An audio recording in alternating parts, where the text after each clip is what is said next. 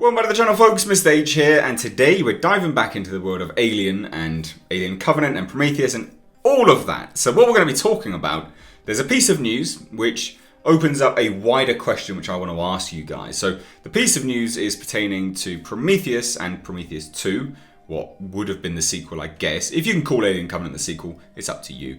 But it's to do with Noomi Rapace and her apparent lack of knowledge of anything to do with the sequel at all. And that is not news. Actors are the last to know. They don't need to know. They're paid to do a job, and they're paid to then, get off and go do the marketing rounds. That's all they do. They don't consult on stories. It's incredibly rare that they do. So it's not a surprise that she didn't know. But I think, like I said, I'll get to this news, and then we'll analyze Prometheus to then Alien Covenant and 20th Century Fox, because that's the people which I'm kind of posing the question about here. Not so much Ridley Scott, because he's just one man employed by 20th Century Fox. So all blame realistically does lie with 20th Century Fox here, whether they gave him too much free reign or whatever. It doesn't really matter. But the news with respect to Noomi Rapace is from an interview with Slash Film. As she stated, Mr. Scott is very secretive and you never really know. That's the beauty with him. I love that man to bits, but he doesn't share much, so you never really know. If you ask him something, he will speak about something amazing and extraordinary for 20 minutes. And then you're like, wait a minute, you didn't answer what I asked. So I don't know. I wasn't really sure. I think no one really knew what was going to happen after Prometheus. I don't really expect anything. So let's look at Prometheus. Prometheus was absolutely a surprise hit for 20th Century Fox. I don't think they expected it to do that well. The marketing was semi-substantial. It wasn't huge. Everyone remembers the kind of screaming trailer that was released, which was probably, it was a fantastic trailer for the time, and I think that's what hooked a lot of people in. It really set up a sense of horror, somewhat false advertisement, but whatever. And I think, it's not a substantial marketing push, but it earned a reasonable amount of money, despite the backlash that the movie received. The money speaks volumes with respect to Prometheus. Now, whatever you think of Alien Covenant, they really thought they had something good there. They absolutely did, because the marketing was huge. It was everywhere. They tied it in with Alien Day, which then tried to become something. So much merchandise was released.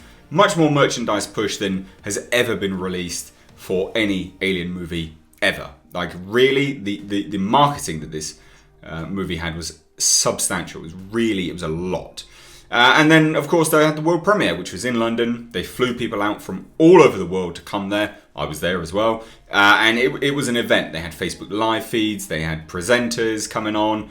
They paid a lot of money to get Alien Covenant off the ground and to get it in front of you. So they thought they had something good. And when I was present at 20th Century Fox's offices doing, I think it was a preview, an extended preview on Alien Day, they had someone come out from 20th Century Fox and speak to everyone and say, we have every faith in Ridley Scott. He's going to be pushing this franchise forward. We believe in his vision, so on and so forth, blah, blah, blah, blah, blah. So they really believed in it, and they really believed in what Ridley Scott was shaping up and planning. But Ridley Scott doesn't write these scripts. He has some ideas here and there, but he doesn't write the scripts. They are given off to other people to write and cultivate and grow. And not only that, a lot of the ideas that everyone seems to really, really love doesn't actually come from Ridley Scott. So to do with all the religious connotations and the philosophical questions which are posed in a lot of the films, the Alien films anyway, actually came from a producer, a well-known producer on these projects that essentially coerced Ridley Scott to put them in the film because he's one of the money men. And it's fairly widely known, this information. You can Google it and look it up. But this does open up a wider question with respect to 20th Century Fox. 20th Century Fox are now doing a huge marketing push for Alien. It's their 40th anniversary this year of Alien. They're doing a 4K re-release in selective cinemas, a Blu-ray, a 4K digital remastered Blu-ray. They've got all of this nonsense with Amanda Ripley being released, Alien Blackout, Aliens Defiance, and maybe something to watch as well. So there's a lot going on, but they prove themselves to be complete failures at a lack of wider vision. So the fact that Noomi Rapace didn't have an idea is not news. That's not news at all, and that just opens up the floor for this discussion. I think what's really interesting here and what it really reveals is the fact that although, given all the information I've presented today, is that although they had every faith in Ridley Scott really didn't have a secure plan in place anyway. And not only that, again, if you don't believe that, that's fine, but the fact that it took, 10 years from Prometheus to Alien Covenant, I think that shows that he didn't really have a plan in place, because Prometheus set up the sequel directly. It's the closing scenes of the movie. We're going to go to where they come from. There you go. We're going to meet our creators. Why not just do that? Why not just have that as the movie? Why did we get stuck in development hell? Why? Why did it take so long for the ideas to get put on the screen to give us Alien Covenant? Why?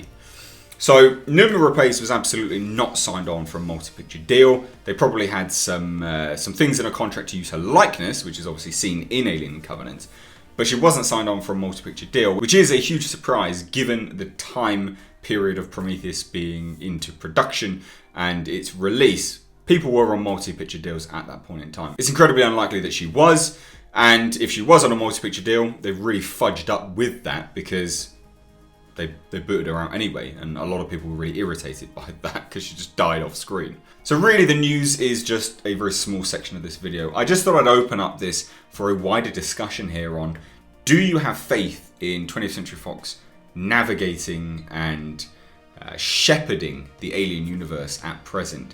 Because of course they sign off on Dark Horse Comics, but they don't have a say to the stories. They sign off, but they don't navigate the stories, they don't shepherd the stories. And Dark Horse Comics, as much as a lot of people seem to dislike them, they're a huge moneymaker. People do like them.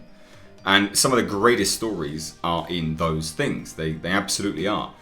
Yes, 20th Century Fox has made some great decisions recently with the audio dramas that have been released, and they're great. They are genuinely really good. Some are hit and miss and all that, but generally speaking, they're really, really good.